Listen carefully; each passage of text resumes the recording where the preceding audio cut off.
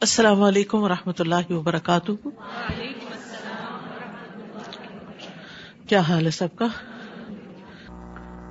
نحمده ونصلی علی رسولہ الکریم، اما بعد فاعوذ باللہ من الشیطان الرجیم. بسم اللہ الرحمن الرحیم. رب اشرح لی صدری ویسر لی امری واحلل عقدۃ من لسانی یفقہوا قولی. قرآن مجید کو عمل کے لیے سیکھنا چاہیے، یعنی قرآن کا علم برائے عمل ہو. اس نیت کے ساتھ انسان سیکھے کہ میں جو سیکھوں گا اس پر عمل بھی کروں گا. ابن قیم رحمہ اللہ کہتے ہیں، بعض سلف کا کہنا ہے کہ قرآن اس لیے اترا ہے تاکہ اس پر عمل کیا جائے، تو انہوں نے یعنی لوگوں نے اس کی تلاوت کو عمل بنا لیا، یعنی خالی تلاوت کرنا عمل سمجھتے ہیں. یہی وجہ ہے کہ اہل القرآن جو کچھ اس میں تھا اس پر عمل کرتے تھے، اگرچہ قرآن ان کو زبانی نہ بھی یاد تھا.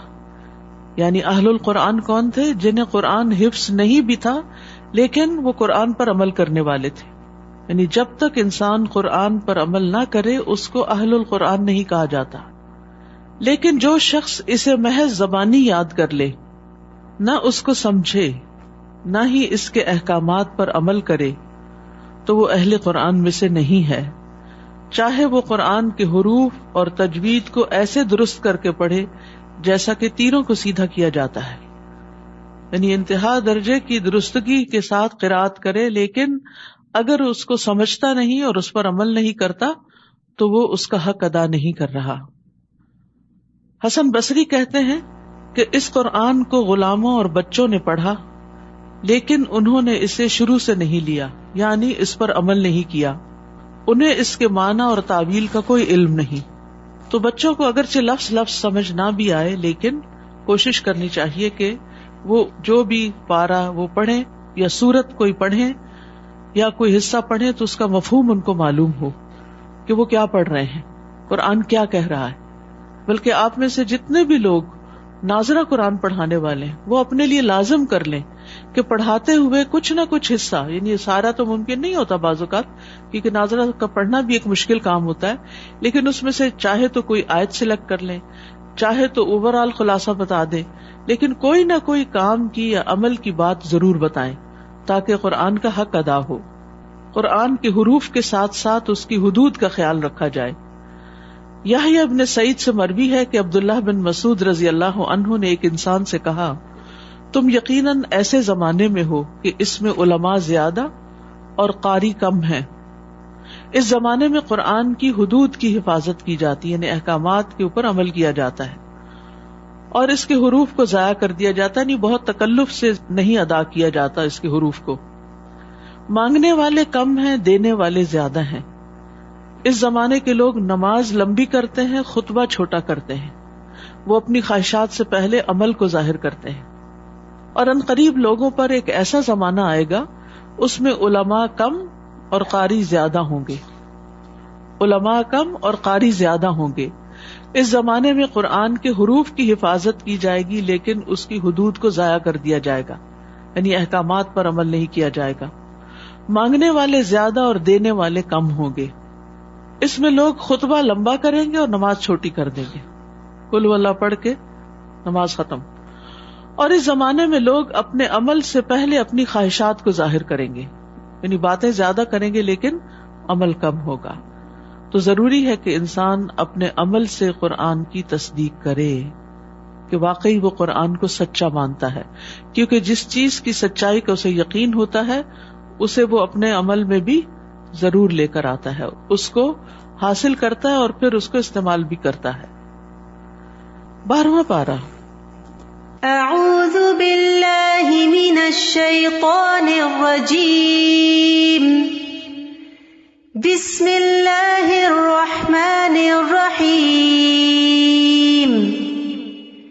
وما من دابۃ فی الارض الا علی اللہ رزقها ویعلم مستقرها ومستودعها کل فی کتاب مبین. شروع کرتی ہوں اللہ کے نام سے جو بے انتہا مہربان نہایت رحم فرمانے والا ہے۔ زمین میں چلنے والا کوئی جاندار ایسا نہیں جس کا رزق اللہ کے ذمہ نہ ہو۔ وہ اس کی قرارگاہ کو بھی جانتا ہے اور دفن ہونے کی جگہ کو بھی۔ یہ سب کچھ واضح کتاب یعنی لوح محفوظ میں لکھا ہوا اور موجود ہے۔ یہ زمین اللہ نے بنائی اور اس پر جتنے بھی جاندار ہیں، چاہے انسان ہیں یا جن ہیں یا حیوانات ہیں یا چرند پرند ہیں یا مچھلیاں ہیں یا پانی کی مخلوق ہے، یہ سب بھی اللہ سبحانہ تعالیٰ ہی کی تخلیق ہے۔ اور اللہ سبحانہ تعالیٰ نے ان کو پیدا کر کے چھوڑ نہیں دیا بلکہ ان کے رزق کا بھی انتظام کیا ہے۔ اسی لیے فرمایا زمین میں چلنے والا کوئی جاندار ایسا نہیں جس کا رزق اللہ کے ذمے نہ ہو، گویا اللہ ہی رازق ہے۔ اور یہ بھی یاد رکھیے کہ ہر انسان کا رزق مقرر ہو چکا ہے۔ نبی صلی اللہ علیہ وسلم نے فرمایا ابن آدم سے 4 چیزوں کے معاملے میں فارغ ہوا جا چکا ہے، اس کی تخلیق، اس کے اخلاق، اس کے رزق اور اس کی موت۔ ایک اور روایت میں آتا ہے کہ رزق سے بھاگنے والا بھی رزق پا کر رہے گا۔ نبی صلی اللہ علیہ وسلم نے فرمایا اگر ابن آدم اپنے رزق سے اس طرح بھاگے جس طرح موت سے بھاگتا ہے تو رزق اسے اسی طرح پالے گا جس طرح موت اسے پا لیتی ہے۔ یعنی یہ اللہ سبحانہ تعالیٰ کا فضل ہے کہ اس نے اپنے بندوں کی ضروریات کا انتظام کیا ہے۔ اس لیے اس معاملے میں انسان کو کوشش تو کرنی چاہیے لیکن بہت پریشانی نہیں۔ ہاں، پریشانی اور فکر آخرت کے بارے میں ہونی چاہیے کہ کل کیا ہوگا۔ وَيَعْلَمُ مُسْتَقَرَّهَا، اور وہ اس کے مستقر، اس کی قرارگاہ کو بھی جانتا ہے۔ قرارگاہ سے مراد ماں کا رحم ہے، چاہے وہ انسان ہو یا غیر انسان، یعنی جہاں وہ ٹک کر تخلیق پاتا ہے۔ وَمُسْتَوْدَعَهَا، وہ جگہ جہاں مرنے کے بعد اس کو پھر زمین کے اندر سونپ دیا جاتا ہے۔ تو یہ دونوں چیزیں لوگوں سے چھپی ہوئی ہوتی ہیں، یعنی ماں کے پیٹ میں کیا ہے یہ انسانوں کو نہیں پتا ہوتا، اس قبر میں کون ہے، کس قسم کا رنگ ہے اس کا نہیں پتا، لیکن اللہ سبحانہ تعالیٰ کو پتا ہوتا ہے۔ تو وہ مستقر کو بھی جانتا ہے، وہ مستودع کو بھی جانتا ہے۔ اس سے اللہ سبحانہ تعالیٰ کے علم کامل کا پتہ چلتا ہے کہ وہ ہر چیز کو پوری طرح جاننے والا ہے۔ اور یہ صرف علم اس کے پاس ہی نہیں بلکہ کل فی کتاب مبین، یہ علم لکھا ہوا بھی ہے، یعنی انسان کی تقدیر میں یا حیوانات کی قسمت میں کیا ہے یہ سب اللہ کے علم میں ہے اور اس کے کتاب میں ہے۔ وہی تو ہے جس نے آسمانوں اور زمین کو 6 دنوں میں پیدا کیا، اور اس وقت اس کا عرش پانی پر تھا، تاکہ تمہیں آزمائے کہ تم میں سے کون اچھے عمل کرتا ہے۔ تو تخلیق کی ابتدا اتوار کے دن ہوئی تھی، جمعے پہ ختم ہوئی، اور پھر اس کا عرش جو ہے وہ 7 آسمانوں کے اوپر ہے۔ 7 آسمانوں کے بعد پانی، اور پانی کے اوپر اس کا عرش۔ تو اس نے یہ سب کچھ کیوں بنایا؟ تاکہ تمہیں آزمائے، یعنی انسان کی تخلیق کا مقصد کیا ہے؟ اس کا امتحان لینا کہ تم میں سے کون اچھے عمل کرتا ہے۔ اور اچھا عمل وہ ہوتا ہے جس میں نیت بھی اچھی ہو اور جس میں طریقہ بھی اچھا ہو۔ اچھی نیت یعنی اخلاص، اور اچھا طریقہ محمد صلی اللہ علیہ وسلم کا لقد کان لکم فی رسول اللہ اسوۃ حسنہ۔ اور اگر آپ انہیں کہیں کہ تم موت کے بعد اٹھائے جاؤ گے تو کافر فوراً کہنے لگتے ہیں یہ تو صریح جادو ہے، یعنی اس پر ایمان نہیں لاتے، اس کو مانتے نہیں۔ اور اگر ہم ایک خاص مدت تک ان سے عذاب کو مؤخر کر دیں، یعنی کسی بھی قوم سے جو نافرمان ہے، تو کہنے لگتے ہیں کہ کس چیز نے عذاب کو روک رکھا ہے، یعنی مذاق اڑاتے ہیں۔ پھر دیکھو جس دن وہ عذاب آ گیا تو پھر وہاں سے ٹلے گا نہیں، اور وہی چیز انہیں گھیر لے گی جس کا وہ مذاق اڑایا کرتے تھے، جس کو وہ دور سمجھتے تھے وہ ان کے سر پہ مسلط ہو جائے گی۔ اگر ہم کسی انسان کو اپنی رحمت کا مزہ چکھائیں پھر وہ اس سے چھین لیں، یعنی اچھے حالات کے بعد تکلیف دہ حالات آ جائیں تو وہ مایوس ہو کر ناشکری کرنے لگتا ہے۔ یہ انسان کا حال ہے کہ میرے ساتھ ایسا کیوں ہوا، وائی می۔ اور اگر کوئی مصیبت آنے کے بعد ہم اسے نعمتیں عطا کریں، یعنی تکلیف دہ حالات کے بعد اچھے حالات ہوں، تو کہتا ہے کہ میری تو ساری تکلیفیں دور ہو گئیں، پھر وہ اترانے اور تکبر کرنے لگتا ہے، یعنی بجائے اس کے کہ شکر ادا کرے وہ تکبر کرنے لگتا ہے۔ تو انسان کا حال کیا ہے کہ زیادہ تر وہ ناشکری ہی کرتا ہے، تکلیف میں بھی ناشکری اور خوشحالی میں بھی ناشکری۔ حالانکہ انسان کی زندگی میں دن اور رات آتے رہتے ہیں، ہر انسان کی زندگی میں.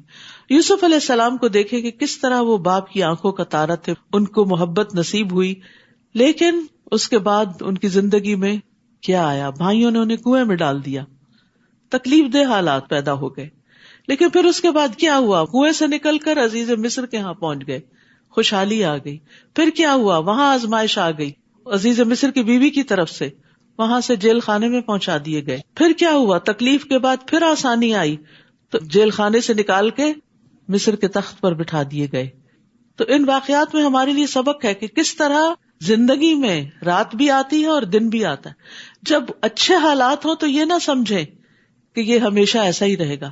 شکر ادا کرتے رہیں، اللہ کے قریب رہیں، اللہ کی عبادت کرتے رہیں. اور اگر پھر اچھے حال کے بعد تکلیف دہ حالات آئیں تو پھر بھی صبر کے ساتھ خوشحالی کا انتظار کریں اور ناشکری نہ کریں. ہر حال میں اللہ کا شکر ادا کرتے رہیں. الا الذین صبروا وعملوا الصالحات اولئک لهم مغفرۃ واجر کبیر، مگر ان قباحتوں سے وہ لوگ مستثنی ہیں جنہوں نے صبر کیا اور اچھے عمل کیے، ایسے ہی لوگوں کے لیے مغفرت اور بہت بڑا اجر ہے، اجر کبیر ہے، جنت الفردوس ہے. یعنی جو لوگ تکلیف دہ حالات میں بھی شکر گزار رہے، یعنی بیمار ہیں، بھوکے ہیں، کسی اذیت تکلیف ذہنی پریشانی میں ہے، جب ان سے ان کا حال پوچھا جاتا ہے تو وہ یہ نہیں کہتے کوئی حال نہیں، وہ کہتے ہیں الحمدللہ الحمدللہ، اللہ کا شکر ہے جس حال میں رکھے. تو ایمان والے، صبر والے، نیک عمل کرنے والے بد اخلاقی سے اور ایسی باتوں سے پاک ہوتے ہیں. وہ ہر حال میں اللہ سے اچھی امیدیں رکھتے ہیں. تو یہاں پر آپ دیکھیے کہ صبر کا لفظ استعمال ہوا ہے جو ایک نئے معنوں میں ہے، اور وہ کیا ہے؟ مصیبتوں کے چھٹ جانے کا انتظار کرنا، کہ یہ دن بھی گزر جائیں گے.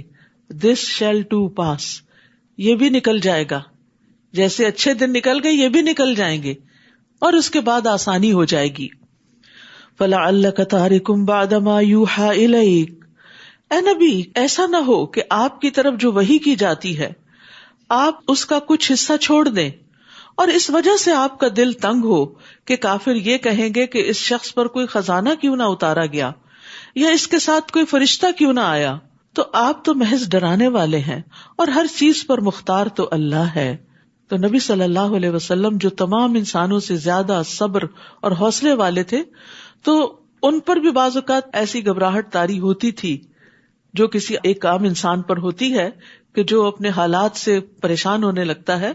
لیکن اللہ سبحانہ وتعالی آپ کو آپ کا مقام یاد دلا رہے ہیں اور آپ کو کانفیڈینس دے رہے ہیں کہ آپ فکر نہ کریں کہ آپ کے پاس مادی وسائل کی کثرت نہیں، آپ کو اللہ نے جو مقام دیا ہے اس کی بنا پر آپ اپنا کام کرتے چلے جائیں.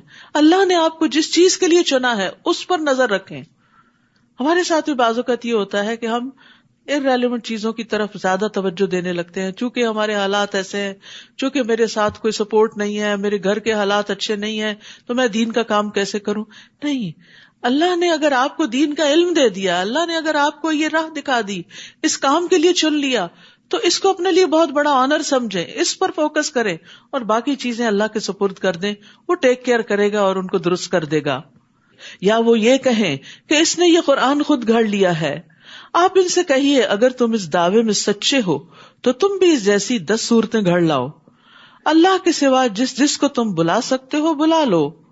پھر اگر وہ تمہیں اس چیلنج کا جواب نہ دے سکیں تو جان لو کہ یہ قرآن اللہ کے علم سے اتارا گیا ہے.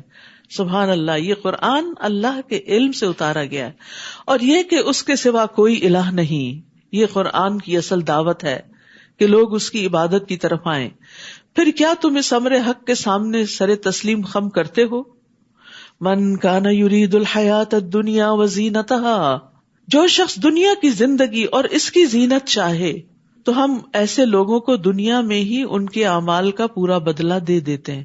یعنی جو وہ نیکی کرتے ہیں، اچھا کرتے ہیں، دعائیں مانگتے ہیں، بس وہ صرف دنیا ہی مانگتے ہیں تو ہم ان کو دنیا دے دیتے ہیں اور وہ دنیا میں گھاٹے میں نہیں رہتے.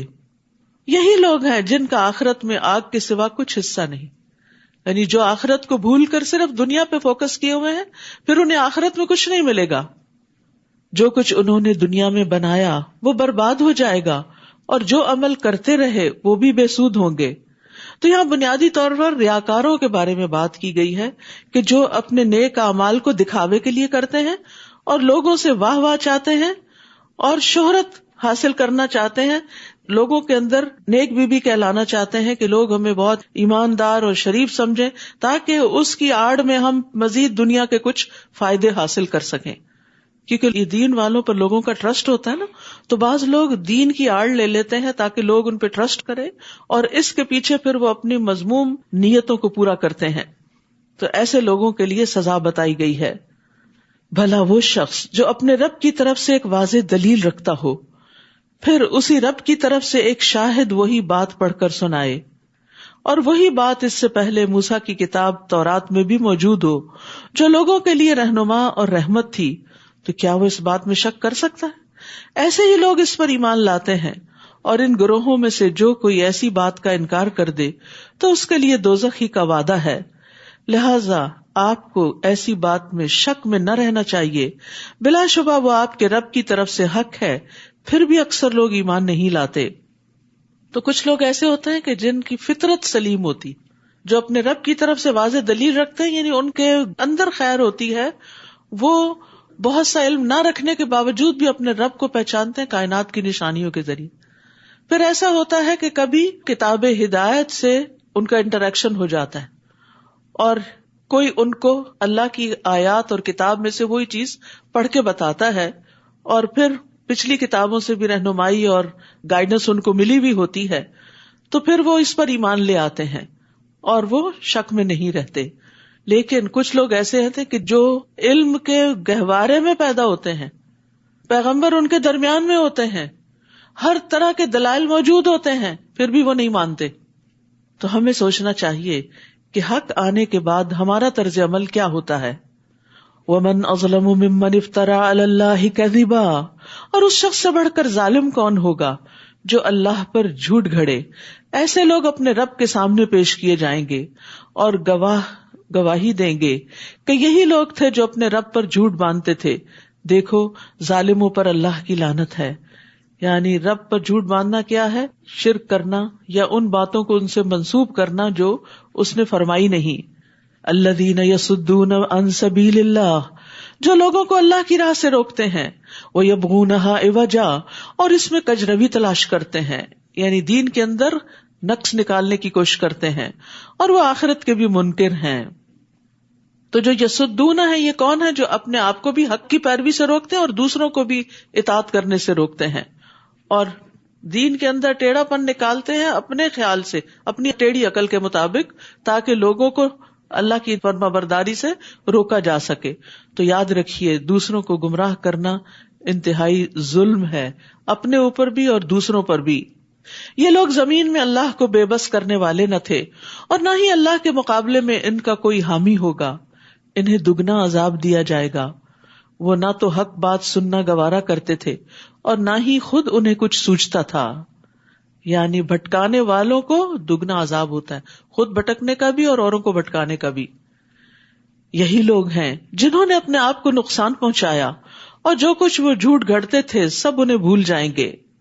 یعنی آخرت میں جب عذاب سامنے آئے گا تو پھر یہ سب مکاریاں ختم ہو جائیں گی.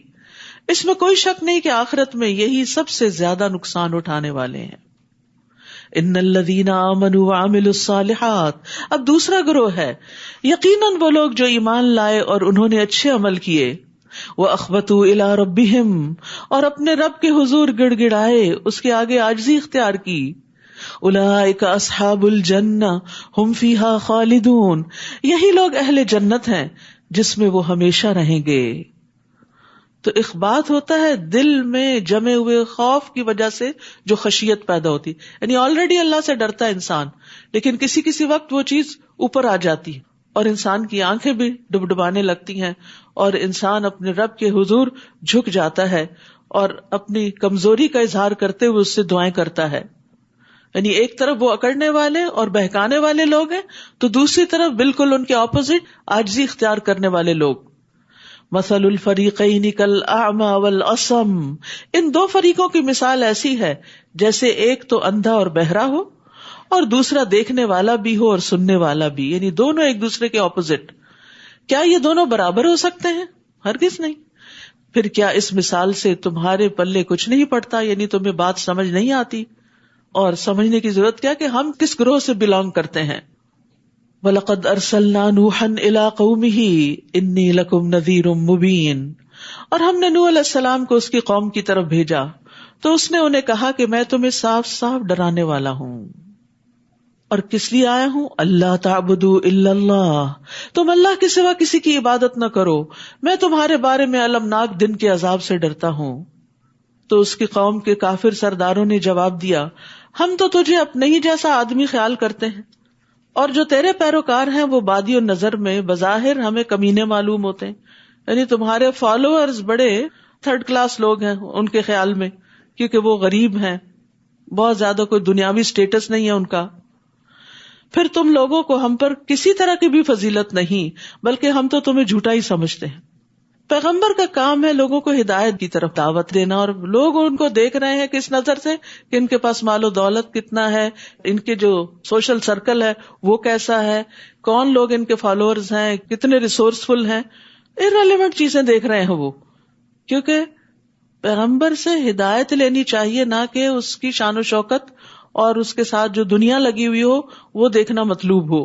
اور یہی چیز کسی بھی داعی سے، یعنی جب کوئی شخص دین کی دعوت دینے کے لیے آئے تو یہ نہیں دیکھنا چاہیے کہ اس کے کپڑے کیسے ہیں اور اس کا بیگ کیسا ہے. یہ دیکھنا چاہیے وہ بات کیا کر رہا ہے، کہاں سے کر رہا ہے، دلیل کیا ہے، اور وہ بات دل کو کتنی لگتی ہے.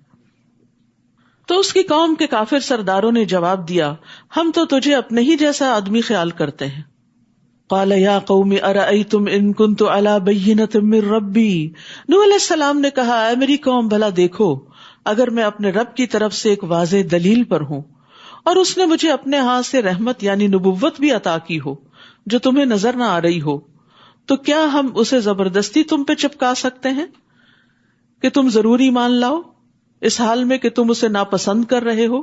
یعنی میرے دلائل کو دیکھو اور میرے مقام اور مرتبے کو دیکھو کہ اللہ نے نبوت عطا کی ہے. اور اے میری قوم، میں تم سے کوئی مال و دولت تو نہیں مانگتا، یعنی میں اپنا مال بڑھانے نہیں آیا. دنیا کو پار کر کے آگے دیکھنا شروع کرو. میرا اجر تو اللہ کے ذمہ ہے، اور جو لوگ ایمان لائے ہیں میں انہیں اپنے ہاتھ سے نکال نہیں سکتا. ایمان والوں کا درجہ خواہ انسانوں کی نظر میں حقیر ہی کیوں نہ ہو، لیکن اللہ کی نظر میں وہ بڑے عظیم ہوتے ہیں. بلال حبشی کا جو مقام تھا وہ قارون کا نہیں تھا. اگر قارون بے شمار خزانے رکھتا تھا لیکن اس کی دولت اس کے کسی کام نہ آئی. اور بلال رضی اللہ عنہ کو مؤذن مقرر کیا گیا، اور عمر رضی اللہ عنہ انہیں سیدنا کہہ کے پکارتے تھے، حالانکہ وہ غلامی سے آزاد کیے گئے تھے. تو یہ سٹیٹس انہیں کس نے دیا؟ دین نے دیا. تو دین انسانوں کی قدر ان کے ایمان کی وجہ سے کرتا ہے. تو کبھی بھی یہ نہ دیکھیں کہ آپ کے پاس دنیا کی دولت نہیں، یا کوئی مقام نہیں، یا کوئی آپ کو پوچھتا نہیں.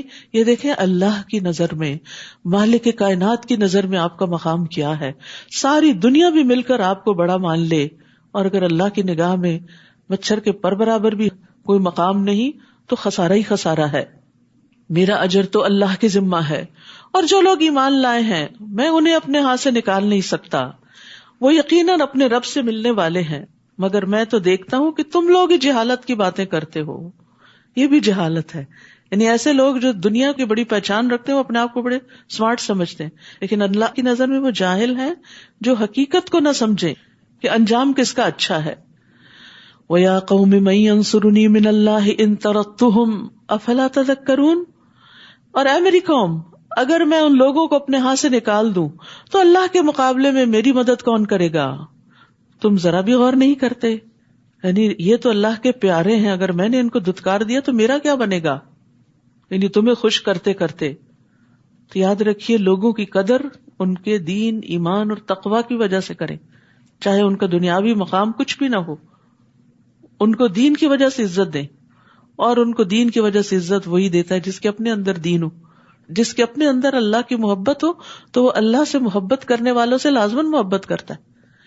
جو خود دین کی ترقی چاہتا ہے وہ دین کے لیے چھوٹا سا کام کرنے والوں سے بھی محبت رکھتا ہے کہ یہ بھی اسی منزل کے مسافر ہیں جس طرف میں جا رہا ہوں. میں تمہیں یہ نہیں کہتا کہ میرے پاس اللہ کے خزانے ہیں، نہ میں یہ کہتا ہوں کہ میں غیب جانتا ہوں. نہ یہ کہ میں فرشتہ ہوں، نہ ہی میں یہ کہتا ہوں کہ جن لوگوں کو تم حقیر سمجھتے ہو اللہ انہیں کبھی بھلائی سے نوازے گا ہی نہیں. جو ان کے دلوں میں ہے وہ اللہ ہی خوب جانتا ہے. اگر میں ان سب باتوں سے کوئی بھی بات کہوں تو یقیناً میں ظالموں میں سے ہو جاؤں گا.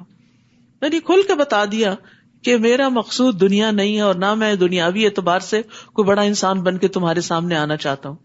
تو داعی دین کو پوری طرح کانفیڈنٹ ہونا چاہیے کہ جو وہ پیش کر رہا ہے وہ سب سے بڑا سچ اور حق ہے، اور اس کو ان مادی اور کمزور سہاروں کی ضرورت نہیں. ایک دین کی تبلیغ کرنے والے کو اپنے اخلاق پر، ایمان پر، اپنی عبادات پر توجہ دینے کی ضرورت ہوتی ہے. یہ چیزیں اس کو اسٹرینتھن کرتی ہیں. مال و دولت سیکنڈری چیز ہے، ظاہری وسائل اور چمک دمک جو ہے یہ سیکنڈری چیز ہوتی. لیکن افسوس کے بعض اوقات دین کا کام کرنے والے بھی ظاہریت پر بہت آ جاتے ہیں، اوپر اوپر کی چیزوں کو بہت دیکھتے ہیں اور اندر سے اپنے رب کے سامنے نہیں گڑ گڑاتے، تو پھر ترقی نہیں ہوتی. وہ کہنے لگے نوح تم نے ہم سے جھگڑا کیا اور اسے بہت طول دیا، تو اب اگر تم سچے ہو تو جس بات کی ہمیں دھمکی دیتے تھے وہی لے آؤ. نوح علیہ السلام نے کہا وہ تو اللہ ہی لائے گا اگر اس نے چاہا، اور پھر تم اسے بے بس نہ کر سکو گے. عذاب آ گیا تو ٹالے ٹل نہ سکے گا. اور اگر میں تمہاری خیر خواہی کرنا بھی چاہوں تو میری خیر خواہی تمہیں کیا فائدہ دے سکتی ہے جبکہ اللہ ہی کو یہ منظور ہو کہ وہ تمہیں گمراہ کرے. اب آپ سوچ رہے ہوں گے کہ اللہ گمراہ کرتا ہے تو پھر بندہ کیا کرے؟ تو بات وہی تقدیر کا مسئلہ ہی ہے. جب بھی ایسا خیال ذہن میں آئے تو سوچئے اللہ ظالم نہیں کہ کسی کو ہدایت سے پکڑ کے روک دے. اللہ علیم اور حکیم ہے، اس کے ہر فیصلے میں حکمت ہے پیچھے. ہمیں نہ پتا ہو تو ہم جاہل ہیں، تو اپنی جہالت کی وجہ سے اللہ کے بارے میں غلط گمان نہ کریں. وہی تمہارا رب ہے، تم اسی کی طرف واپس جاؤ گے. اے نبی صلی اللہ علیہ وسلم، کیا کافر یہ کہتے ہیں کہ اس نے یہ قرآن خود ہی گھڑ لیا؟ آپ ان سے کہیے کہ اگر میں نے گھڑا ہے تو میرا گناہ میرے ذمہ ہے، اور جو جرم تم کر رہے ہو میں اس سے بری ذمہ ہوں، اور تم جو جرم کر رہے ہو میں ان سے بری ذمہ ہوں.